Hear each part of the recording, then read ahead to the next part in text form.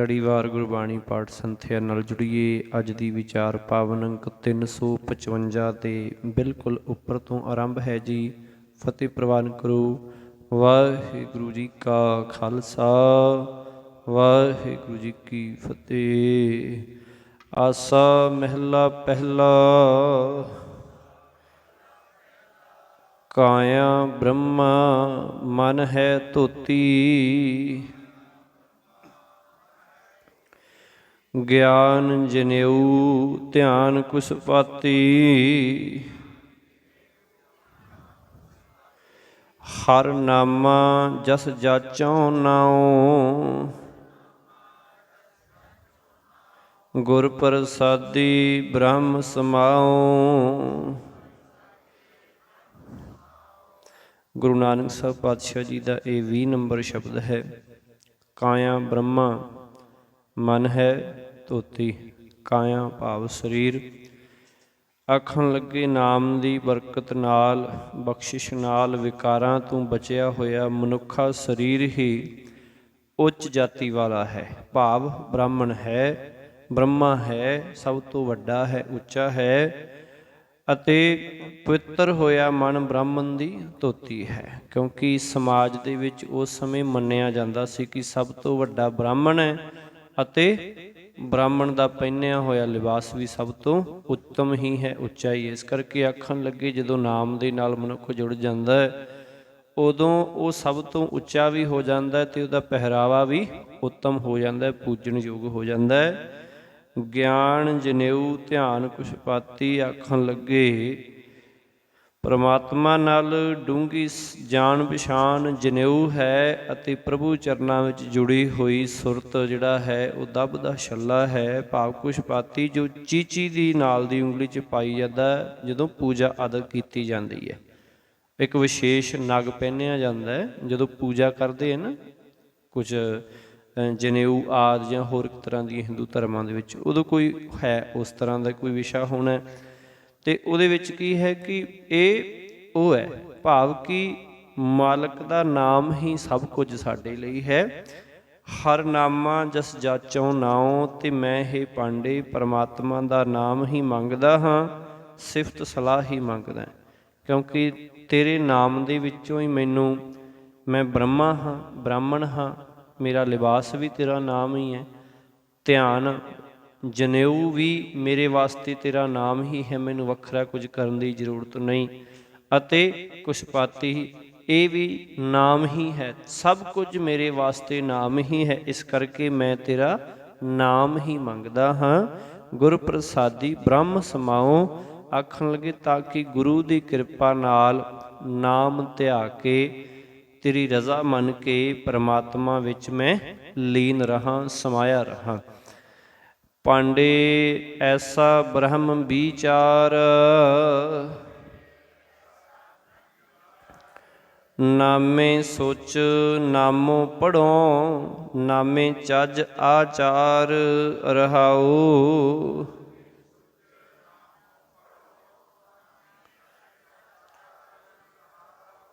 ਪੜ੍ਹੋ ਮੈਂ ਪੜ੍ਹਦਾ,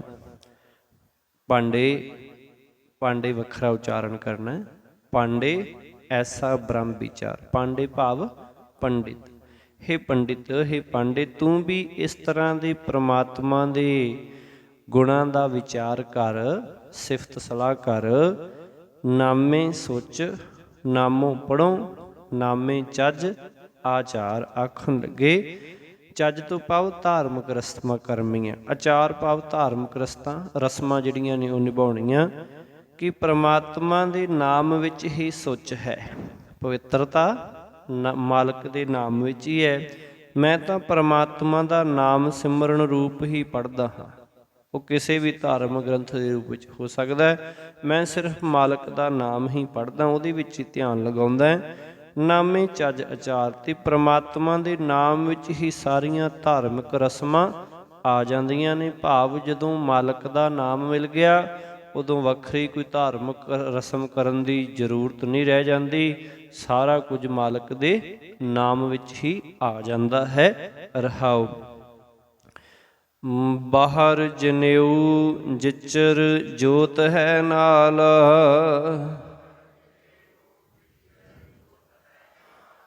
ਧੋਤੀ ਟਿੱਕਾ ਨਾਮ ਸੰਭਾਲ, ਐਥੈ ਓਥੈ ਨਿਭੀ ਨਾਲ, ਵਿਨ ਨਾਵੇਂ ਹੋਰ ਕਰਮ ਨਾ ਭਾਲ। ਬਾਹਰ ਜਨੇਊ ਜਿਚਰ ਜੋਤ ਹੈ ਨਾਲ, ਜਿਚਰ ਭਾਵ ਜਿੰਨਾ ਚਿਰ, ਜਿੰਨਾ ਸਮਾਂ ਜੋਤ ਹੈ ਨਾਲ, ਕਿ ਇਸ ਸਰੀਰ ਵਿੱਚ ਜੋਤ ਹੈ, ਇਸ ਸਰੀਰ ਦੇ ਨਾਲ ਜੋਤ ਵਰਤ ਰਹੀ ਹੈ, ਭਾਵ ਇਸ ਸਰੀਰ ਦੇ ਵਿੱਚ ਸਵਾਸ ਚੱਲ ਰਹੇ ਹੈ ਜਿੰਨਾ ਚਿਰ ਤੇਰਾ ਜੀਵਨ ਹੈ। ਬਾਹਰ ਜਨੇਊ, ਇਹ ਜਿਹੜਾ ਬਾਹਰਲਾ ਜਨੇਊ ਹੈ ਨਾ, ਇਹ ਓਨਾ ਚਿਰ ਹੀ ਹੈ। ਅਤੇ ਧੋਤੀ ਟਿੱਕਾ ਨਾਮ ਸੰਭਾਲ, ਆਖਣ ਲੱਗੇ ਪ੍ਰਭੂ ਦੇ ਪ੍ਰਭੂ ਦਾ ਨਾਮ ਹਿਰਦੇ ਵਿੱਚ ਸਾਂਭ ਸੰਭਾਲ ਕਰ, ਇਹੀ ਹੈ ਧੋਤੀ, ਇਹੀ ਹੈ ਤੇਰੇ ਵਾਸਤੇ ਲੱਗਿਆ ਹੋਇਆ, ਇਹ ਚੰਦਨ ਦਾ ਟਿੱਕਾ ਹੈ। ਸਭ ਕੁਝ ਮਾਲਕ ਦਾ ਨਾਮ ਹੀ ਹੈ। ਐਥੈ ਓਥੈ ਨਿਭੀ ਨਾਲ, ਆਖਣ ਲੱਗੇ ਇਹ ਤੇਰੇ ਹੁਣ ਵੀ ਸਹਾਈ ਹੋਏਗਾ, ਤੇ ਮਾਲਕ ਦੇ ਦਰ 'ਤੇ ਵੀ ਇਹ ਸਹਾਈ ਹੋਵੇਗਾ। ਉੱਥੇ ਹੋਰ ਹੋਰ ਬਾਹਰੀ ਕਰਮ ਨੇ ਜਿਹੜੇ ਉਹ ਸਹਾਈ ਨਹੀਂ ਹੋਣਗੇ, ਬਲਕਿ ਮਾਲਕ ਦਾ ਨਾਮ ਹੀ ਸਹਾਈ ਹੋਵੇਗਾ।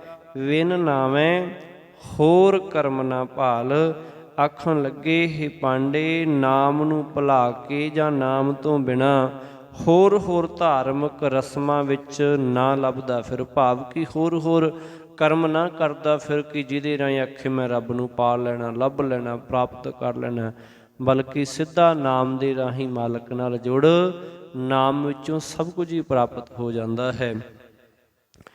ਪੂਜਾ ਪ੍ਰੇਮ ਮਾਇਆ ਪਰਜਾਲ, ਏਕੋ ਵੇਖੋ ਅਵਰ ਨ ਭਾਲ, ਚੀਨੈ ਤਤ ਗਗਨ 10 ਦੁਆਰ, ਹਰ ਮੁਖ ਪਾਠ ਪੜੈ ਵਿਚਾਰ।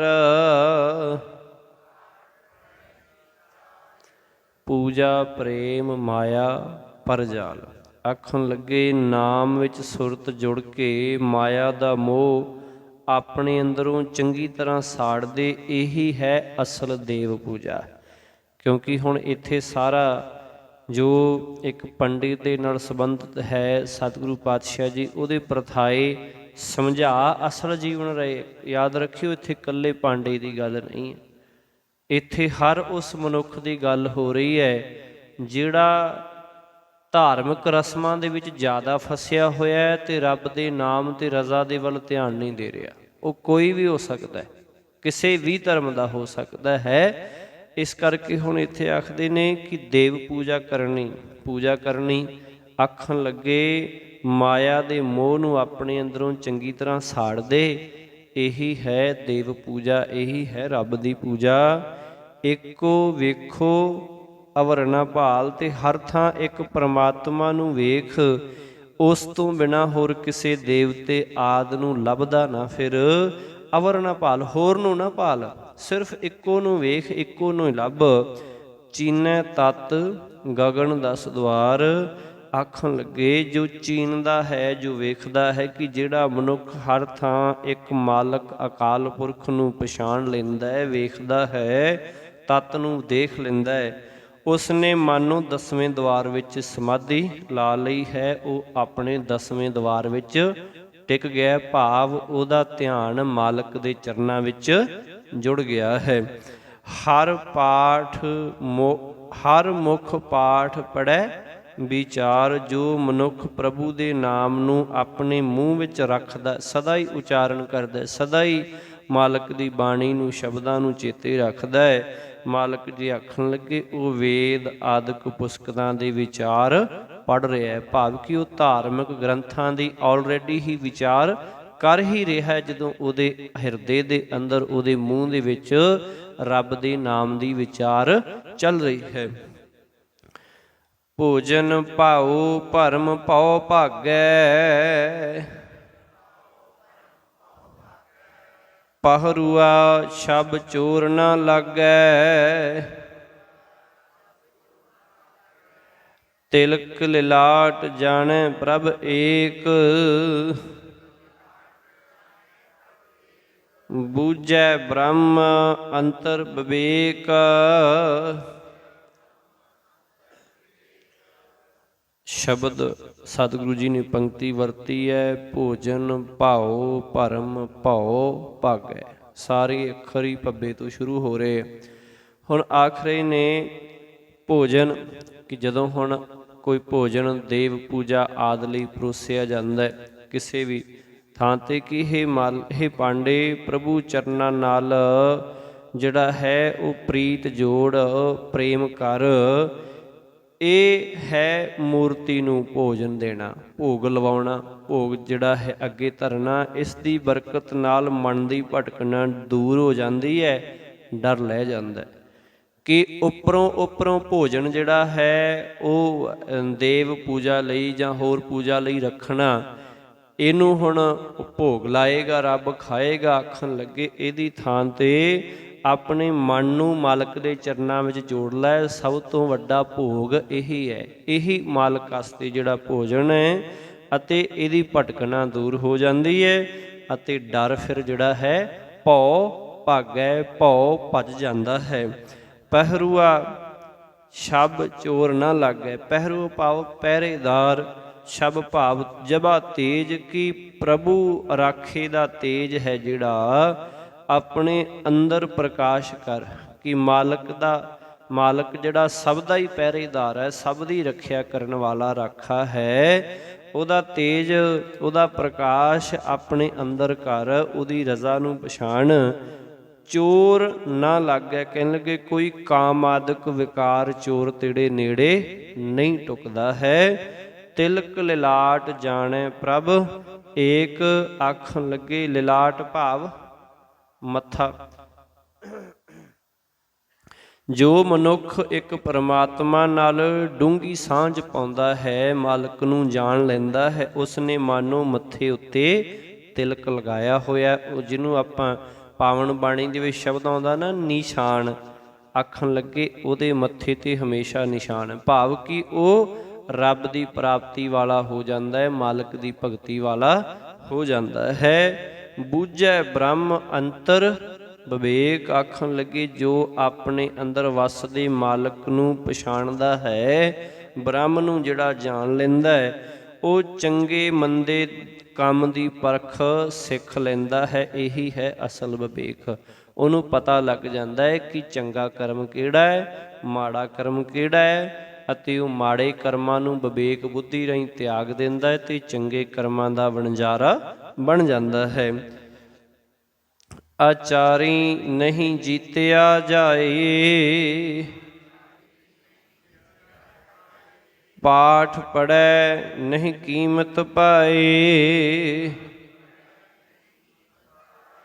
ਪਾਠ ਪੜ੍ਹੈ ਨਹੀਂ ਕੀਮਤ ਪਾਏ। ਅਸ਼ਟ ਦਸੀ ਚਹੁ ਭੇਦ ਨ ਪਾਇਆ, ਨਾਨਕ ਸਤਿਗੁਰ ਬ੍ਰਹਮ ਦਿਖਾਇਆ।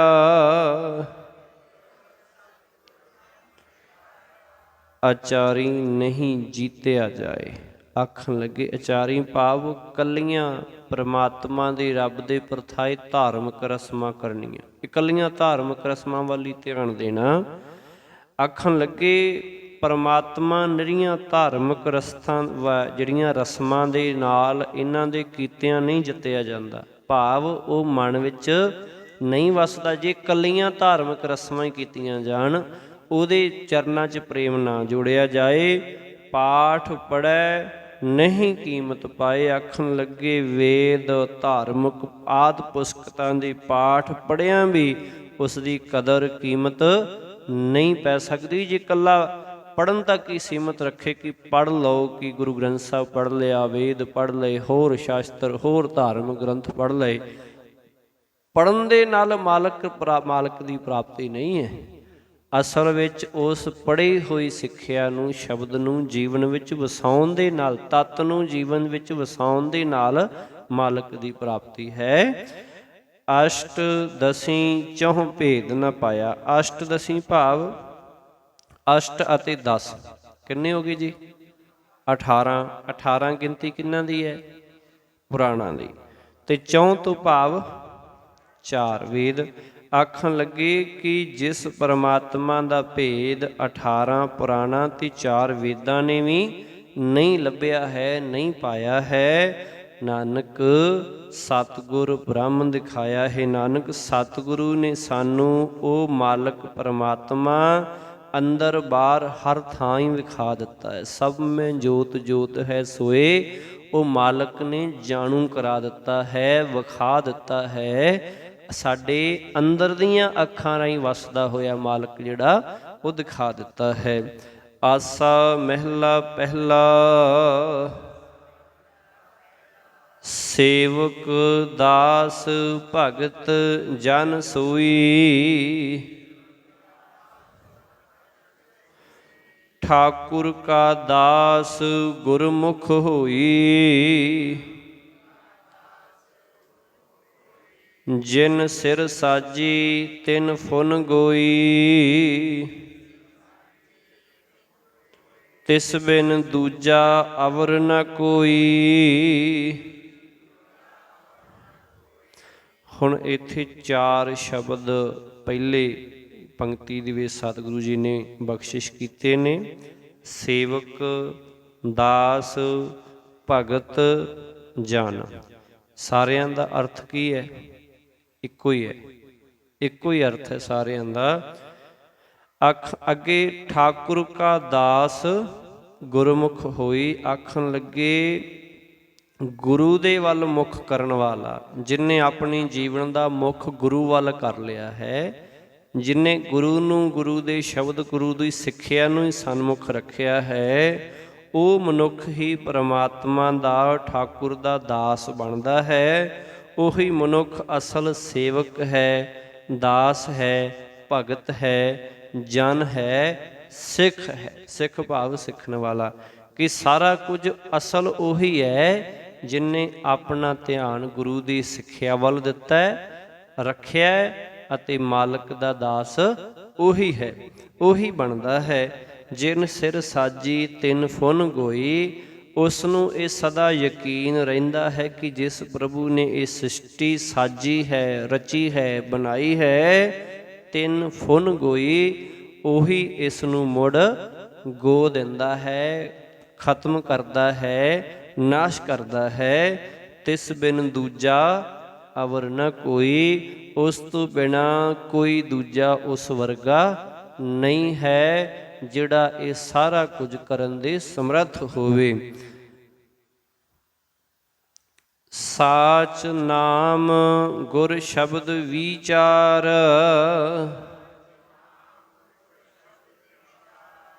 ਗੁਰਮੁਖ ਸਾਚੇ ਸਾਚੈ ਦਰਬਾਰ।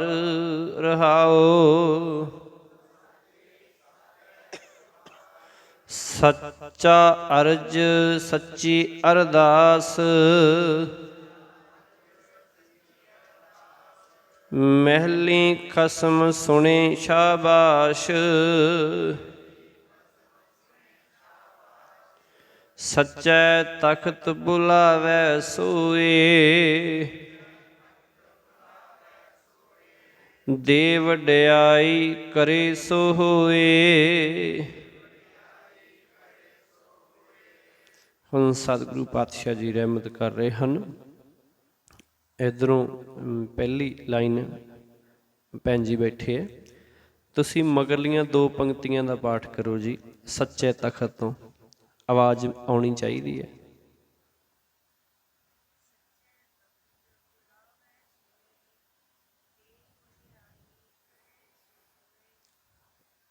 ਠੀਕ ਹੈ, ਹਾਂਜੀ। ਪਿਛਲੇ ਪਾਸਿਓਂ ਦੂਜੇ ਨੰਬਰ ਵਾਲੇ ਭੈਣ ਜੀ ਉੱਧਰੋਂ ਤੁਸੀਂ ਕਰੋ ਜੀ ਇਹਨਾਂ ਦਾ ਪਾਠ।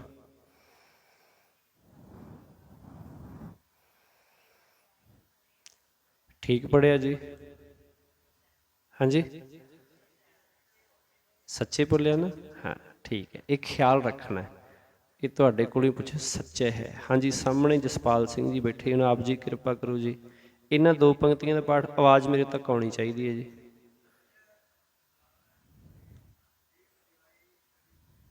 ਹਾਂਜੀ, ਠੀਕ ਪੜ੍ਹਿਆ। ਬੁਲਾਵੇ ਹੈ ਕਿ ਬੁਲਾਵੇ ਹੈ? ਔਂਕੜ ਹੈ, ਠੀਕ ਹੈ, ਇਹ ਖਿਆਲ ਰੱਖਣਾ ਹੈ। ਔਂਕੜ ਹੈ, ਇਹਨੂੰ ਕੱਲਾ ਬੁਲਾਵੇ ਨਹੀਂ ਪੜ੍ਹ ਦੇਣਾ ਆਪਾਂ, ਬੁਲਾਵੇ।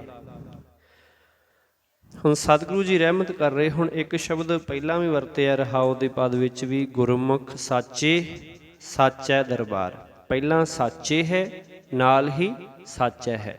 ਇਹ ਦੋਵਾਂ ਦਾ ਉਚਾਰਨ ਦੇ ਵਿੱਚ ਫਰਕ ਹੈ, ਮਾਤਰਾ ਦਾ ਫਰਕ ਹੈ, ਇਹ ਖਿਆਲ ਰੱਖਣਾ ਹੈ। ਆਖਣ ਲੱਗੇ ਗੁਰੂ ਦੇ ਸ਼ਬਦ ਦੀ ਰਾਹੀਂ ਪਰਮਾਤਮਾ ਦਾ ਸਦਾ ਥਿਰ ਨਾਮ ਵਿਚਾਰ ਕੇ ਗੁਰੂ ਦੇ ਸਨਮੁਖ ਰਹਿਣ ਵਾਲੇ ਮਨੁੱਖ ਸਦਾ ਅਟਲ ਪ੍ਰਭੂ ਦੇ ਦਰਬਾਰ ਵਿੱਚ ਕੀ ਫਿਰ ਸੁਰਖਰੂ ਹੁੰਦੇ ਹੈ, ਉੱਥੇ ਜਿਹੜੇ ਹੈ ਉਹ ਪ੍ਰਵਾਣੇ ਜਾਂਦੇ ਹੈ।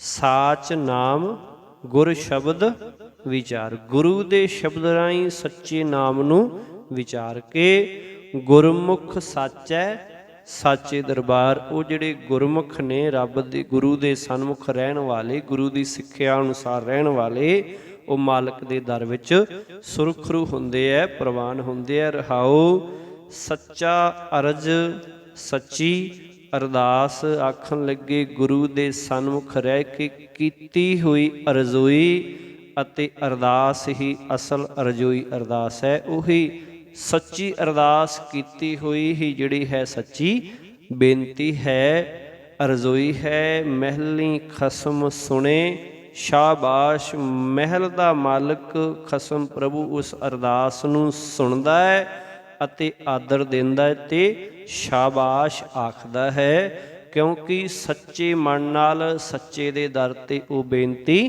ਕੀਤੀ ਜਾਂਦੀ ਹੈ। ਸੱਚੈ ਤਖਤ ਬੁਲਾਵੇ ਸੋਏ। ਆਪਣੇ ਸਦਾ ਅਟਲ ਸੱਚੇ ਤਖਤ ਉੱਤੇ ਬੈਠਾ ਹੋਇਆ ਪ੍ਰਭੂ ਉਸ ਸੇਵਕ ਨੂੰ ਫਿਰ ਬੁਲਾਉਂਦਾ ਹੈ, ਸੱਦਦਾ ਹੈ। ਦੇ ਵਡਿਆਈ ਕਰੇ ਸੋ ਹੋਏ। ਅਤੇ ਉਹ ਸਭ ਕੁਝ ਕਰਨ ਦੇ ਸਮਰੱਥ ਪ੍ਰਭੂ ਉਸ ਨੂੰ ਫਿਰ ਜਿਹੜਾ ਮਾਲਕ ਸਭ ਕੁਝ ਕਰਨ ਦੇ ਸਮਰੱਥ ਹੈ, ਕਰੇ ਸੋ ਹੋਏ, ਕਰਨ ਦੇ ਸਮਰੱਥ ਹੈ ਸਭ ਕੁਝ, ਜਿਹੜਾ ਉਸ ਨੂੰ ਮਾਨ ਆਦਰ ਵਡਿਆਈ ਦਿੰਦਾ ਹੈ। ਕਹਿਣ ਦਾ ਭਾਵ ਉਹਦੀ ਸੁਰਤ ਨੂੰ ਆਪਣੇ ਚਰਨਾਂ ਵਿੱਚ ਜੋੜ ਲੈਂਦਾ ਹੈ। ਇਹਦਾ ਭਾਵ ਇਹ ਬਿਲਕੁਲ ਨਹੀਂ ਕਿ ਮਾਲਕ ਕਿਤੇ ਹੋਰ ਥਾਂ ਤੇ ਬੈਠਾ ਤੇ ਉਹਨੂੰ ਸੱਦ ਲੈਂਦਾ ਕਿ ਆ ਜਾ ਬਈ ਹੁਣ ਤੇਰੀ ਲੋੜ ਨਹੀਂ ਥੱਲੇ।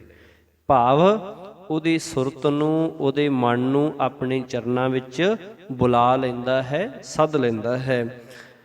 ਤੇਰਾ ਤਾਨ ਤੂੰ ਹੈ ਦੀਵਾਨ,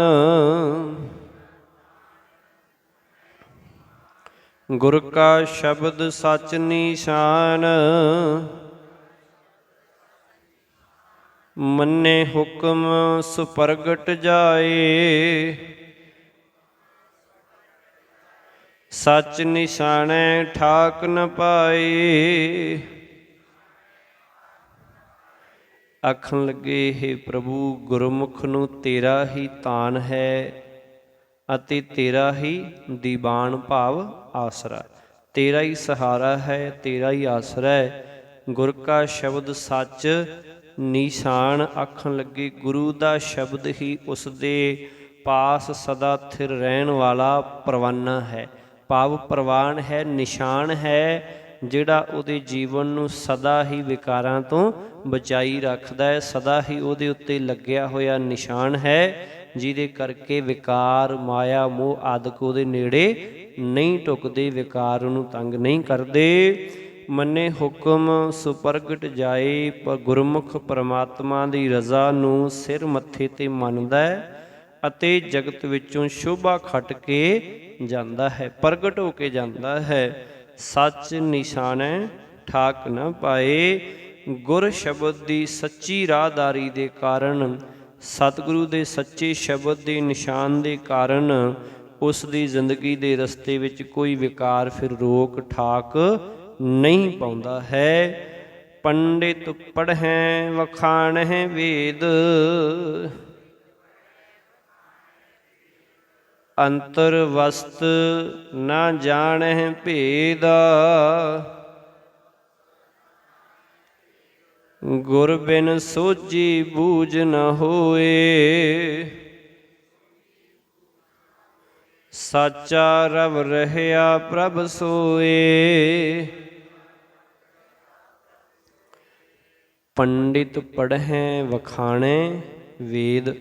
ਆਖਣ ਲੱਗੇ ਪੰਡਿਤ ਲੋਕ ਵੇਦ ਪੜ੍ਹਦੇ ਤੇ ਹੋਰਨਾਂ ਨੂੰ ਵਿਆਖਿਆ ਕਰਕੇ ਸੁਣਾਉਂਦੇ ਹਨ। ਜਾਂ ਧਾਰਮਿਕ ਗਿਆਨੀ ਲੋਕ ਹੈ ਜਿਹੜੇ ਉਹ ਧਾਰਮਿਕ ਗ੍ਰੰਥਾਂ ਨੂੰ ਆਪ ਪੜ੍ਹਦੇ ਨੇ ਤੇ ਪੜ੍ਹ ਕੇ ਫਿਰ ਹੋਰਨਾਂ ਨੂੰ ਵਿਆਖਿਆ ਕਰਕੇ ਸੁਣਾਉਂਦੇ ਨੇ।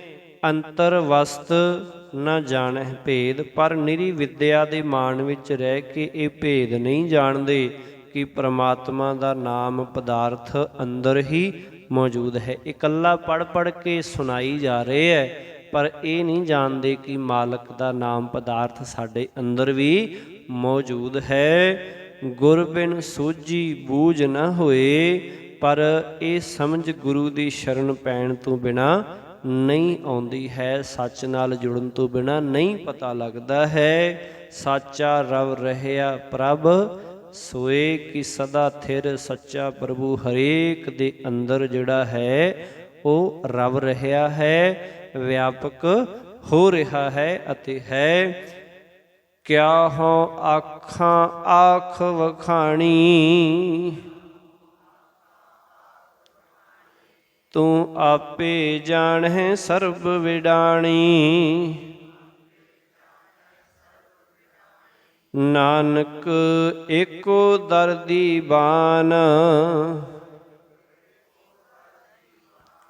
ਗੁਰਮੁਖ ਸਾਚ ਤਹਾਂ ਗੁਦਰਾਨ। ਆਖਣ ਲੱਗੇ ਕਿਆ ਹਉ ਆਖਾਂ ਆਖ ਵਖਾਣੀ, ਹੈ ਮਾਲਕ ਜੀਓ ਗੁਰੂ ਦੇ ਸਨਮੁਖ ਰਹਿਣ ਦਾ ਮੈਂ ਕੀ ਜ਼ਿਕਰ ਕਰਾਂ, ਕੀ ਆਖ ਕੇ ਸੁਣਾਵਾਂ, ਕੀ ਆਖਾਂ ਕਿ ਮਾਲਕ ਗੁਰੂ ਨੇ ਮੈਨੂੰ ਕੀ ਬਖਸ਼ ਦਿੱਤਾ ਹੈ। ਕਿਵੇਂ ਮੈਂ ਇਹ ਬੋਲ ਜਿਹੜੇ ਹੈ ਉਹ ਆਖਾਂ, ਮੇਰੇ ਲਈ ਮੇਰੇ ਕੋਲ ਬੋਲ ਨਹੀਂ। ਤੂੰ ਆਪੇ ਜਾਣਹਿ ਸਰਬ ਵਿਡਾਣੀ, ਤੂੰ ਇਸ ਭੇਦ ਨੂੰ ਆਪ ਹੀ ਜਾਣਦਾ। ਮੈਂ ਇਸ ਭੇਦ ਨੂੰ ਪ੍ਰਗਟ ਨਹੀਂ ਕਰ ਸਕਦਾ, ਮੈਂ ਇਸ ਅਵਸਥਾ ਨੂੰ ਨਹੀਂ ਬਿਆਨ ਕਰ ਸਕਦਾ, ਇਸ ਨੂੰ ਤੂੰ ਹੀ ਜਾਣਦਾ। ਨਾਨਕ ਏਕੋ ਦਰ ਦੀ ਬਾਨ, ਹੈ ਨਾਨਕ ਗੁਰਮੁਖ ਵਾਸਤੇ ਪ੍ਰਭੂ ਦਾ ਇੱਕ ਹੀ ਦਰਵਾਜ਼ਾ ਹੈ, ਇੱਕ ਹੀ ਆਸਰਾ ਹੈ, ਉਹ ਤੂੰ ਹੈ। ਗੁਰਮੁਖ ਸਾਚ ਤਹਾਂ ਗੁਦਰਾਨ, ਗੁਦਰਾਨ ਭਾਵ ਗੁਜ਼ਰਾਨ, ਜ਼ਿੰਦਗੀ ਦਾ ਗੁਜ਼ਰਾਨ ਕਰਨ ਆਸਰਾ। ਆਖਣ ਲੱਗੇ ਕਿ ਜਿੱਥੇ ਗੁਰੂ ਦੇ ਸਨਮੁਖ ਰਹਿ ਕੇ ਸਿਮਰਨ ਕਰਨਾ ਉਸ ਦੀ ਜ਼ਿੰਦਗੀ ਦਾ ਸਹਾਰਾ ਬਣਿਆ ਰਹਿੰਦਾ। ਸਿਮਰਨ ਕਰਨਾ ਭਾਵ ਗੁਰੂ ਦੇ ਸ਼ਬਦ ਨੂੰ, ਰੱਬ ਦੀ ਰਜ਼ਾ ਨੂੰ ਹਮੇਸ਼ਾ ਆਪਣੇ ਚਿੱਤ ਵਿੱਚ ਚੇਤੇ ਕਰਨਾ, ਚੇਤੇ ਰੱਖਣਾ, ਇਹ ਸਿਮਰਨ ਹੈ। ਜਿਹੜਾ ਮਨੁੱਖ ਇਹ ਸਿਮਰਨ ਕਰਦਾ ਹੈ ਉਸ ਦੀ ਜ਼ਿੰਦਗੀ ਦਾ ਗੁਦਰਾਨ ਹਮੇਸ਼ਾ ਮਾਲਕ ਬਣਿਆ ਰਹਿੰਦਾ। ਹੁਣ ਇੱਥੇ ਸ਼ਬਦ ਗੁਦਰਾਨ ਆਇਆ, ਜਿਵੇਂ ਹੋਰ ਥਾਵਾਂ 'ਤੇ ਸਤਿਗੁਰੂ ਜੀ ਕਾਜੀ ਨੂੰ ਕਾਦੀ ਲਿਖਦੇ ਹੈ, ਠੀਕ ਹੈ, ਉਵੇਂ ਇੱਥੇ ਜਿਹੜਾ ਜੱਜਾ ਹੈ ਇਹਦੀ ਥਾਂ 'ਤੇ ਦੱਦਾ ਹੈ। ਇਸੇ ਤਰ੍ਹਾਂ ਨਦਰ ਸ਼ਬਦ ਆਉਂਦਾ ਹੈ, ਨਜ਼ਰ ਸ਼ਬਦ ਆਉਂਦਾ ਹੈ, ਇਸੇ ਤਰ੍ਹਾਂ ਇੱਥੇ ਵੀ ਦੱਦਾ ਹੈ ਜਿਹੜਾ ਉਹ ਜੱਜੇ ਦੀ ਥਾਂ 'ਤੇ ਹੈ। ਜੱਜਾ ਗੁਜ਼ਰਾਨ ਹੈ, ਅਰਥ ਇਹਦਾ ਗੁਜ਼ਰਾਨ ਭਾਵ ਜ਼ਿੰਦਗੀ ਦਾ ਆਸਰਾ, ਸਹਾਰਾ। ਆਸਾ ਮਹਿਲਾ ਪਹਿਲਾ, ਕਾਚੀ ਗਾਗਰ ਦੇਹ ਦੁਹੀਲੀ, ਉਪਜੈ ਬਿਨਸੈ ਦੁਖ ਪਾਈ।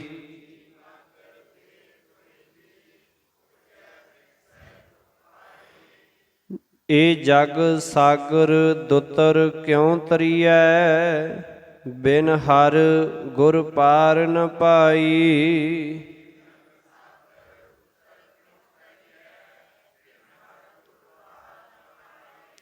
ਕਾਚੀ ਗਾਗਰ, ਕੱਚੀ ਗਾਗਰ, ਕੱਚਾ ਘੜਾ। ਦੇ ਭਾਵ ਸਰੀਰ, ਦੁਹੇਲੀ ਭਾਵ ਦੁੱਖਾਂ ਦਾ ਘਰ, ਦੁਹੇਲੀ ਦੁੱਖਾਂ ਦਾ ਘਰ।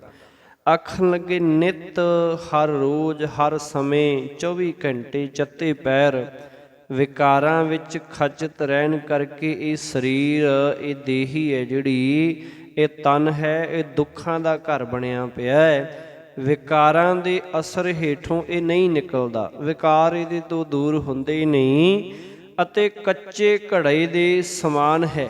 ਇਹ ਕੱਚੇ ਘੜੇ ਦੇ ਵਾਂਗ ਹੈ, ਜਿਹੜਾ ਤੁਰੰਤ ਹੀ, ਭਾਵ ਕਿ ਜਿਹਨੂੰ ਪਾਣੀ 'ਚ ਪਾ ਦਈਏ ਕੱਚੇ ਘੜੇ ਨੂੰ, ਤੇ ਉਹ ਗਲ ਜਾਂਦਾ ਹੈ ਤੇ ਪੈਦਾ ਹੁੰਦਾ ਹੈ, ਅਤੇ ਸਾਰੀ ਉਮਰ ਜਿਹੜਾ ਹੈ ਉਹ ਦੁੱਖ ਪਾਉਂਦਾ ਹੈ ਤੇ ਫਿਰ ਨਾਸ਼ ਹੋ ਜਾਂਦਾ ਹੈ। ਕਿ ਜਿਵੇਂ ਉਸੇ ਪਾਣੀ ਦੀ ਮਦਦ ਦੇ ਨਾਲ ਘੜਾ ਬਣਦਾ ਹੈ, ਤੇ ਉਸੇ ਪਾਣੀ ਦੇ ਵਿੱਚ, ਪਾਣੀ ਦੇ ਕਰਕੇ ਕੱਚਾ ਘੜਾ ਜਿਹੜਾ ਉਹ ਗਲ ਜਾਂਦਾ ਹੈ। ਇਸੇ ਤਰ੍ਹਾਂ ਆਖਣ ਲੱਗੇ ਇਹ ਦੇਹੀ ਵੀ ਇਸੇ ਤਰ੍ਹਾਂ ਹੀ ਹੈ ਕਿ ਮਾਲਕ ਨੇ ਇਹ ਬਣਾਈ ਹੈ ਤੇ ਉਸੇ ਤਰ੍ਹਾਂ ਹੀ ਪੈਦਾ ਹੋ ਜਾਂਦੀ, ਪਰ ਵਿਕਾਰਾਂ ਦੇ ਕਰਕੇ ਇਹ ਦੁੱਖਾਂ ਦਾ ਘਰ ਬਣੀ ਹੋਈ ਹੈ। ਵਿਕਾਰਾਂ ਦੇ ਕਰਕੇ, ਵਿਕਾਰਾਂ ਦੇ ਇਹਦੇ ਅੰਦਰ ਹੋਣ ਕਰਕੇ ਇਹ ਹਮੇਸ਼ਾ ਹੀ ਜਿਹੜਾ ਉਹ ਦੁੱਖ ਸਹਿਣ ਕਰਦਾ ਹੈ। ਇਹ ਜਗ ਸਾਗਰ ਦੁੱਤਰ ਕਿਉਂ ਤਰੀਐ, ਬਿਨ ਹਰ ਗੁਰ ਪਾਰ ਨ ਪਾਈ। ਕਿਉਂ ਦਾ ਅਰਥ ਸਰਦਾਰ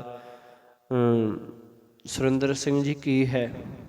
ਕਿਉਂ ਦਾ ਅਰਥ ਹੋਰ ਕੋਈ ਨਾ ਦੱਸੇ, ਹੋਰ ਕੋਈ ਨਾ ਦੱਸੇ, ਸਿਰਫ ਹਾਂਜੀ ਹਾਂਜੀ ਕਿਵੇਂ? ਠੀਕ ਹੈ। ਆਖਣ ਲੱਗੇ ਇੱਕ ਪਾਸੇ ਤਾਂ ਕੱਚੇ ਘੜੇ ਵਰਗਾ ਇਹ ਸਰੀਰ ਹੈ ਕਿ ਜਿਹੜਾ ਵਿਕਾਰਾਂ ਦੇ ਲੱਗਣ ਨਾਲ ਹੀ ਗਲ ਜਾਂਦਾ, ਸੜ ਜਾਂਦਾ ਹੈ। ਦੂਜੇ ਪਾਸੇ ਇਹ ਜਗਤ ਇੱਕ ਐਸਾ ਸਮੁੰਦਰ ਹੈ ਜਿਸ ਵਿੱਚੋਂ ਪਾਰ ਲੰਘਣਾ, ਵਿਕਾਰਾਂ ਭਰੇ ਸੰਸਾਰ ਤੋਂ ਪਾਰ ਲੰਘਣਾ ਬਹੁਤ ਔਖਾ ਹੈ। ਇਸ ਵਿਕਾਰ ਭਰੇ ਸਰੀਰ ਦਾ ਆਸਰਾ ਲੈ ਕੇ ਇਸ ਵਿੱਚੋਂ ਤਰਿਆ ਨਹੀਂ ਜਾ ਸਕਦਾ। ਬਿਨ ਹਰ ਗੁਰ ਪਾਰ ਨਾ ਪਾਈ। ਗੁਰੂ ਪਰਮਾਤਮਾ ਦਾ ਆਸਰਾ ਲੈਣ ਤੋਂ ਬਿਨਾਂ ਇਸ ਤੋਂ ਪਾਰ ਨਹੀਂ ਲੰਘ ਸਕੀਦਾ, ਨਹੀਂ ਵਿਕਾਰਾਂ ਤੋਂ ਬਚ ਸਕੀਦਾ ਹੈ। ਤੁਝ ਬਿਨ ਅਵਰ ਨ ਕੋਈ ਮੇਰੇ ਪਿਆਰੇ, ਤੁਝ ਬਿਨ ਅਵਰ ਨ ਕੋਏ ਹਰੇ।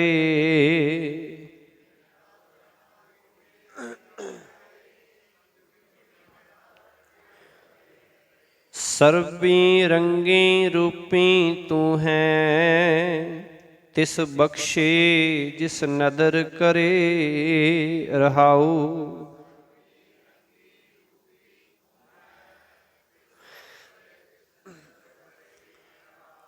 ਤੁਝ ਬਿਨ ਅਵਰ ਨ ਕੋਈ ਮੇਰੇ ਪਿਆਰੇ, ਤੁਝ ਬਿਨ ਅਵਰ ਨ ਕੋਏ ਹਰੇ। ਹਰੇ ਭਾਵ ਹਰੀ।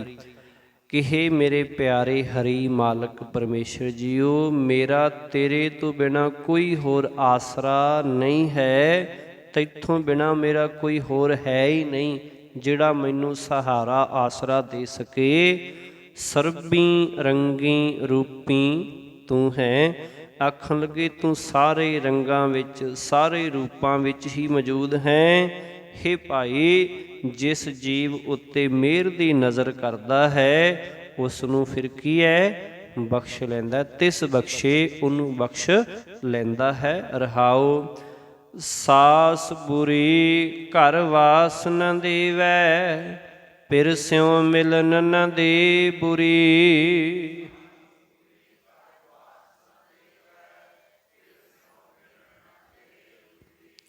ਸਖੀ ਸਾਜਨੀ ਕੇ ਹਉ ਚਰਨ ਸਰੀਵੋ, ਹਰ ਗੁਰ ਕਿਰਪਾ ਤੇ ਨਦਰ ਧਰੀ।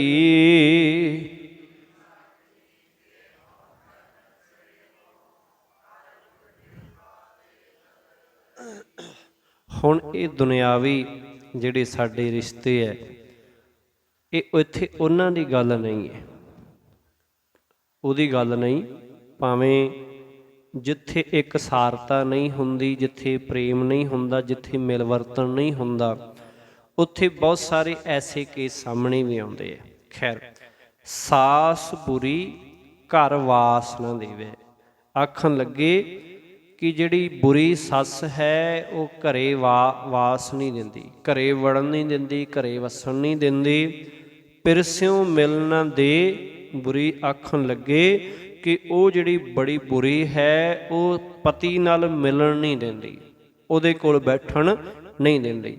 ਇਹਦਾ ਭਾਵ ਇਹ ਬਿਲਕੁਲ ਨਹੀਂ ਹੈ, ਇਹਦਾ ਭਾਵ ਅੰਦਰੂਨੀ ਹੈ।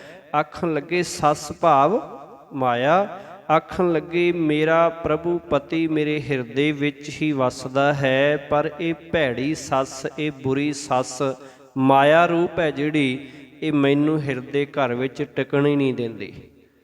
ਕਿ ਇਹ ਸੱਸ ਮਾਇਆ ਰੂਪ ਜਿਹੜੀ ਸੱਸ ਹੈ ਉਹ ਮੈਨੂੰ ਮੇਰੇ ਅੰਦਰ ਵਸਦੇ ਮਾਲਕ ਪ੍ਰਭੂ ਪਤੀ ਨੂੰ ਮਿਲਣ ਨਹੀਂ ਦਿੰਦੀ, ਟਿਕਣ ਨਹੀਂ ਦਿੰਦੀ। ਭਾਵ ਕਿ ਮੇਰੇ ਮਨ ਨੂੰ ਸਦਾ ਬਾਹਰ ਮਾਇਕ ਪਦਾਰਥਾਂ ਦੇ ਪਿੱਛੇ ਭਜਾਈ ਫਿਰਦੀ ਹੈ। ਇਹ ਚੰਦਰੀ ਮੈਨੂੰ ਪਤੀ ਨਾਲ ਮਿਲਣ ਨਹੀਂ ਦਿੰਦੀ, ਉਹਦੇ ਨਾਲ ਮਿਲਾਪ ਨਹੀਂ ਕਰਨ ਦਿੰਦੀ। ਸਖੀ ਸਾਜਨੀ ਕੇ ਹਉ ਚਰਨ ਸਰੇਵੋਂ, ਹਰ ਗੁਰ ਕਿਰਪਾ ਤੇ ਨਦਰ ਧਰੀ। ਆਖਣ ਲੱਗੇ ਸਖੀ ਸਾਜਨੀ, ਸੱਜਣੀਆਂ ਸਹੇਲੀਆਂ ਸਤਸੰਗੀ, ਆਖਣ ਲੱਗੇ ਇਸ ਚੰਦਰੀ ਤੋਂ ਬਚਣ ਦੇ ਲਈ, ਇਸ ਮਾਇਆ ਤੋਂ ਮੈਂ ਪਿੱਛਾ ਛਡਾਉਣ ਦੇ ਲਈ ਮੈਂ ਸਤਸੰਗੀ ਸਹੇਲੀਆਂ ਦੇ ਨਾਲ, ਸਹੇਲੀਆਂ ਦੇ ਚਰਨਾਂ ਦੀ ਸੇਵਾ ਕਰਦੀ ਹਾਂ, ਸਤਸੰਗੀਆਂ ਦੇ ਚਰਨ ਪਰਸਨੇ ਕਰਦੀ ਹਾਂ। ਸਤਸੰਗਤ ਵਿੱਚ ਗੁਰੂ ਮਿਲਦਾ ਹੈ ਤੇ ਗੁਰੂ ਦੀ ਕਿਰਪਾ ਨਾਲ ਪ੍ਰਭੂ ਪਤੀ ਮੇਰੇ ਤੇ ਮਿਹਰ ਦੀ ਨਜ਼ਰ ਕਰਦਾ ਹੈ, ਬਖਸ਼ਿਸ਼ ਕਰਦਾ ਹੈ। ਆਪ ਵਿਚਾਰ ਮਾਰ ਮਨ ਦੇਖਿਆ, ਤੁਮ ਸਾ ਮੀਤ ਅਵ ਨ ਅਵਰ ਕੋਈ।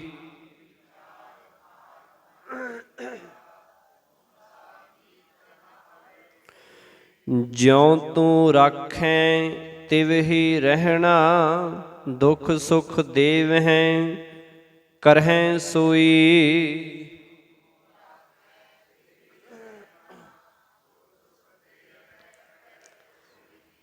ਹੁਣ ਇੱਥੇ ਇੱਕ ਵਿਚਾਰ ਆਪਾਂ ਦੁਨਿਆਵੀ ਰਿਸ਼ਤਿਆਂ ਦੀ ਇੱਥੇ ਜ਼ਰੂਰ ਕਰਦੇ ਜਾਈਏ।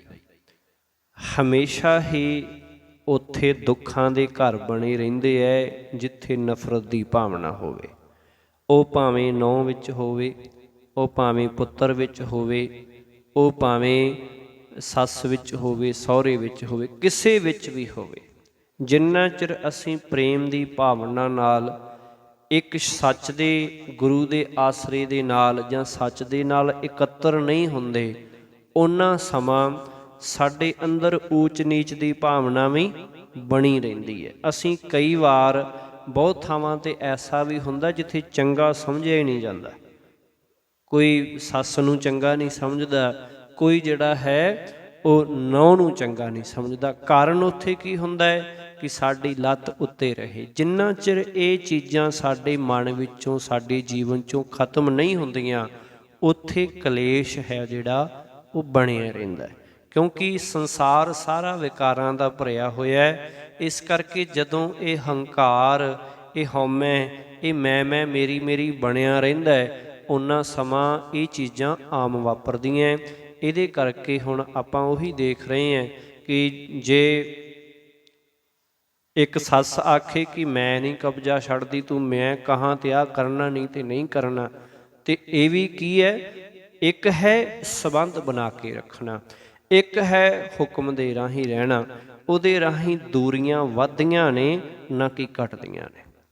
ਸਤਿਕਾਰ ਹੈ ਕੁਝ ਸਮੇਂ ਵਾਸਤੇ ਹੁੰਦਾ ਹੈ, ਪਰ ਜਿੰਨਾ ਚਿਰ ਪਿਆਰ ਨਹੀਂ ਇਕੱਲਾ ਹੁਕਮ ਹੁੰਦਾ ਹੈ, ਉੱਥੇ ਬਹੁਤੀ ਵਾਰੀ ਸੰਸਾਰੀ ਜੀਵਾਂ ਦੇ ਵਿੱਚ ਵਿਗਾੜ ਪੈਦਾ ਹੁੰਦਾ ਹੈ। ਰਹਿਮਤ ਕਰਨ ਸਤਿਗੁਰੂ ਜੀ, ਅਸੀਂ ਸੱਚੇ ਗੁਰੂ ਦੇ ਸ਼ਬਦ ਨਾਲ ਜੁੜੀਏ, ਇਹਦੀ ਭੈ ਭਾਵਨੀ ਦੇ ਵਿੱਚ ਰਹਿ ਕੇ ਅਸੀਂ ਆਪਣਾ ਜੀਵਨ ਬਤੀਤ ਕਰੀਏ। ਨਾ ਸੱਸ ਉੱਚਾ ਬੋਲੇਗੀ, ਨਾ ਨਹੁੰ ਉੱਚਾ ਬੋਲੇਗੀ, ਨਾ ਪੁੱਤਰ ਕਹਿਣੇ ਤੋਂ ਬਾਹਰ ਜਾਏਗਾ ਤੇ ਨਾ ਸਹੁਰਾ ਦੁਖੀ ਹੋਵੇਗਾ। ਭਾਵ ਸਾਰੇ ਹੀ ਪ੍ਰੇਮ ਦੇ ਨਾਲ, ਬਾਣੀ ਦੇ ਨਾਲ ਜੁੜ ਜਾਈਏ, ਸਾਨੂੰ ਐਸੀ ਕੋਈ ਪ੍ਰੋਬਲਮ ਆਵੇਗੀ ਨਹੀਂ। ਕਿਉਂਕਿ ਪਿਛਲੇ ਸਮੇਂ ਦੇ ਵਿੱਚ ਆਪਾਂ ਦੇਖ ਰਹੇ ਹਾਂ ਕਿ ਭਾਵੇਂ ਵਿਦੇਸ਼ਾਂ ਦੇ ਵਿੱਚ ਹੋਰ ਧਰਮਾਂ ਨੂੰ ਮੰਨਣ ਵਾਲੇ ਜਿਹੜੇ ਲੋਕ ਹੈ, ਉਹਨਾਂ ਦੇ ਅੰਦਰ ਤਲਾਕ ਵਾਲੀਆਂ ਗੱਲਾਂ ਬਹੁਤ ਜ਼ਿਆਦਾ ਹੈ। ਇਹ ਰੇਸ਼ੋ ਬਹੁਤ ਜਿਹੜੀ ਵੱਡੀ ਹੈ।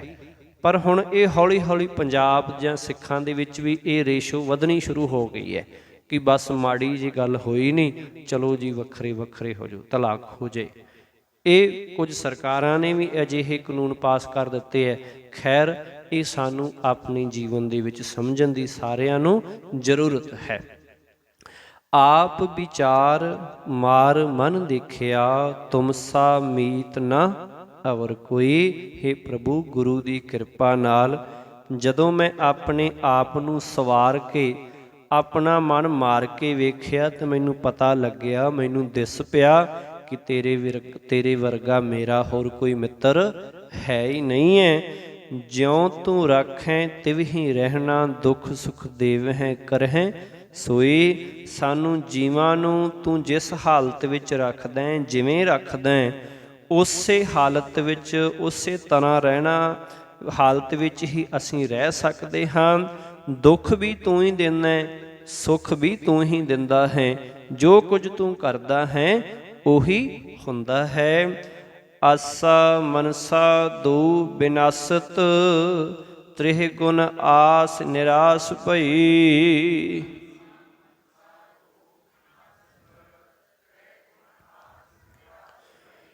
ਤੁਰਿਆ ਅਵਸਥਾ ਗੁਰਮੁਖ ਪਾਈਐ, ਸੰਤ ਸਭਾ ਕੀ ਓਟ ਲਹੀ।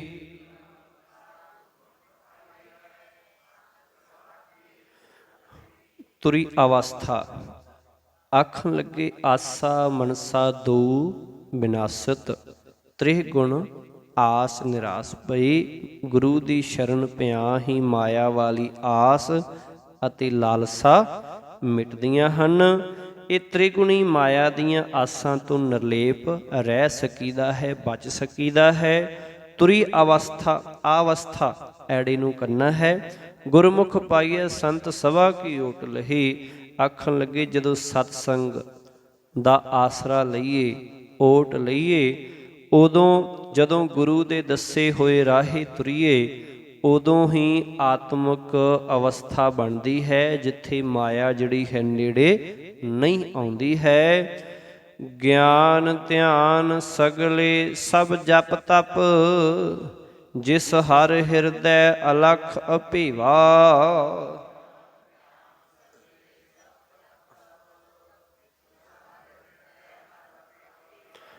ਨਾਨਕ ਰਾਮ ਨਾਮ ਮਨ ਰਤਾ, ਗੁਰਮਤਿ ਪਾਏ ਸਹਿਜ ਸੇਵਾ।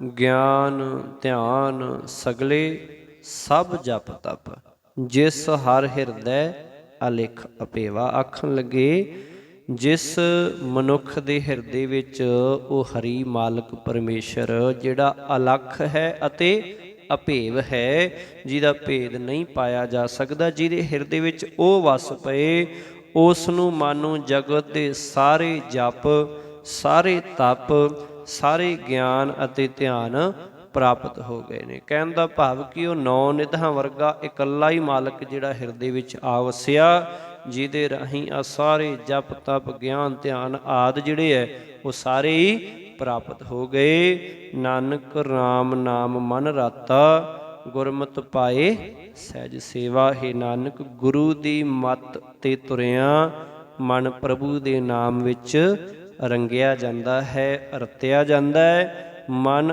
ਅਡੋਲ ਅਵਸਥਾ ਵਿੱਚ ਟਿਕ ਕੇ ਮਾਲਕ ਦੀ ਰਜ਼ਾ ਦਾ ਫਿਰ ਸਿਮਰਨ ਕਰਦਾ ਹੈ, ਮਾਲਕ ਦੀ ਰਜ਼ਾ ਨੂੰ ਹਮੇਸ਼ਾ ਹੀ ਚੇਤੇ ਕਰਦਾ ਹੈ। ਰਹਿਮਤ ਕਰਨ ਸਤਿਗੁਰੂ ਜੀ।